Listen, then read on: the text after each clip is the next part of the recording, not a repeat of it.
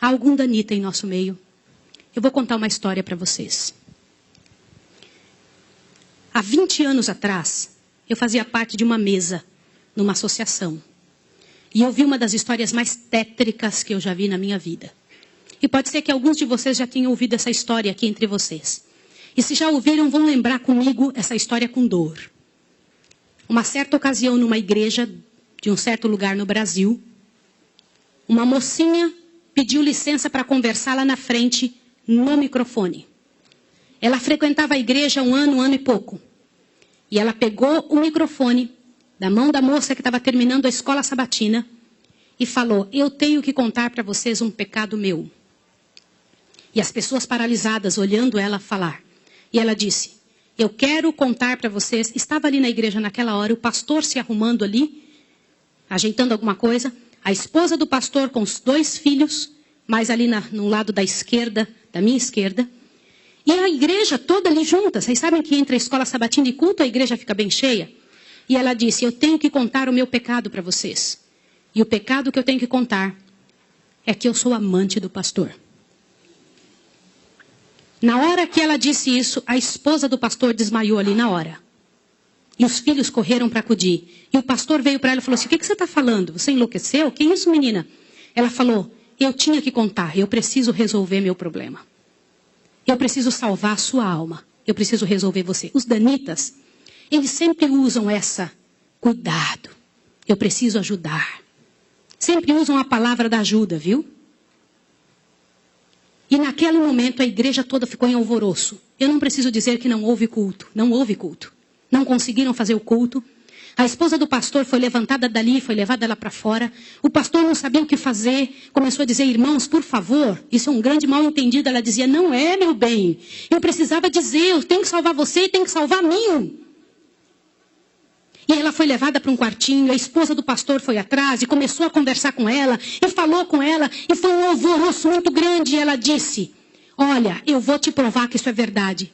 Nós combinamos que ninguém nunca ia saber, foi uma coisa muito bem feita, mas eu preciso te contar.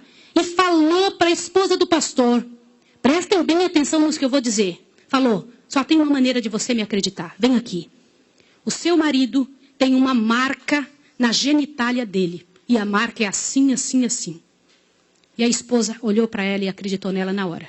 Sabe por quê? Porque aquele pastor nunca tinha tido contato sexual com nenhuma pessoa, só com sua esposa. Eles se casaram virgens. E ela disse: ninguém sabe disso. Como é que essa moça sabe? Consegue imaginar o que é isso? E ela também nunca tinha contado isso para ninguém. E ela pegou a esposa do pastor, passou a acreditar. E ela contou detalhes sobre o corpo do pastor, detalhes sobre ele, até de coisas que ele falava enquanto dormia. Preste atenção. Eu não preciso dizer para vocês que aquele casamento acabou. A igreja todinha daquele pastor entrou num estado de bancarrota que vocês não têm ideia. Uma palavra, como diz Tiago, pode estragar a vida de uma pessoa para sempre. Sabe quantos anos se passou dessa história? Até que eu fiquei sabendo, isso foi há 20 anos atrás que eu fiquei sabendo. Já tinha se passado 20 anos que isso tinha acontecido. Por que eu fiquei sabendo dessa história? Foi numa mesa, numa comissão, numa associação. O presidente um dia nos chamou e disse o seguinte: irmãos, eu preciso da ajuda de vocês de oração por algo. O que foi? Há 20 anos atrás aconteceu a história de um pastor e contou toda a história para nós. Foi numa igreja assim, assim, assim, e nós tiramos a credencial desse pastor. E esse pastor foi para um sítio e ficou sozinho. A esposa dele é casada, tem outros filhos, está vivendo a vida dela. Mas eu fui chamado, olha o presidente nos contando. Eu fui chamado há alguns dias na casa de uma senhora com os cabelos todos brancos morrendo de câncer. E essa mulher morrendo de câncer pediu muito para falar com um pastor. Mas tinha que ser o presidente da igreja adventista. E eu fui até lá porque eu sou o presidente. Quando eu cheguei lá, a mulher me contou que ela tinha sido a moça que tinha falado aquilo do pastor. A amante, a suposta amante do pastor. E ela contou para o presidente que ela havia inventado toda essa história. Mas como que ela sabia dos detalhes do corpo do pastor? Na ocasião em que ela tinha se apaixonado pelo pastor, ela trabalhava como faxineira dentro do hospital. E o pastor foi internado, prestem atenção, internado para uma cirurgia de apêndice e passou muito mal. E ela era amiga de uma enfermeira. E entrou dentro do quarto junto com a enfermeira, destampou o corpo do pastor e olhou o corpo do pastor todo, durante o tempo em que o pastor estava dentro do hospital em coma. E quando o pastor falava algumas coisas, ela ouviu o que o pastor falou e ela olhou os detalhes do corpo do pastor e guardou. Satanás plantou na cabeça dela 1 ano e ela formulou e acabou com a vida do pastor. E o presidente pegou uma credencial, foi lá no sítiozinho onde o pastor o coitado daquele pastor, o caluniado estava, e chegou para ele e falou, junto com uma comitiva dos irmãos, pastor, eu vim aqui te entregar a sua credencial de novo, nós descobrimos que era mentira. Sabe qual foi a resposta do pastor, irmão? O pastor disse assim, vocês me devolvem minha família e meus filhos também? Vocês me devolvem minha reputação? Se vocês não devolverem junto, eu prefiro ficar aqui. E esse pastor, uns dias atrás, eu soube que ele morreu lá naquele lugar. Quem foi a assassina daquele pastor? Não foi só aquela mulher, foram todos que falaram junto. Porque, gente, quando acontece um inferno desse, uma multidão de gente sofre, uma multidão de gente machuca. Fica machucado. Meus irmãos, vocês me perdoem ter que falar sobre isso, mas é verdade. Existem muitos lugares que eu tenho muito medo de pregar, mas eu vou igual se me chamam.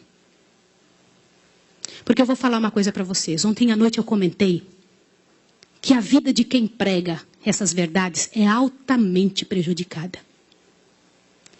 Uma coisa desse tamanho é passada de boca em boca, de forma que apareça o inferno no final. Será que existem danitas no nosso meio? O céu é um lugar tão fabuloso. Não vale a pena, meus irmãos. Não vale a pena.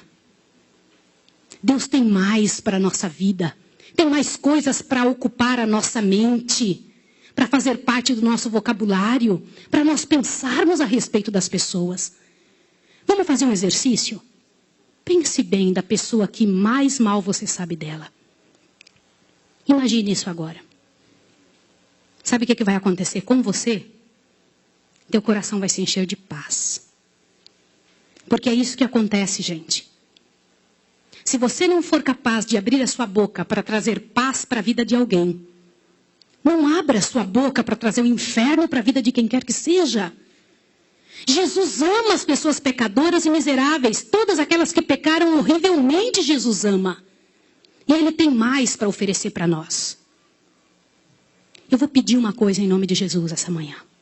Uma coisa que é muito difícil de fazer.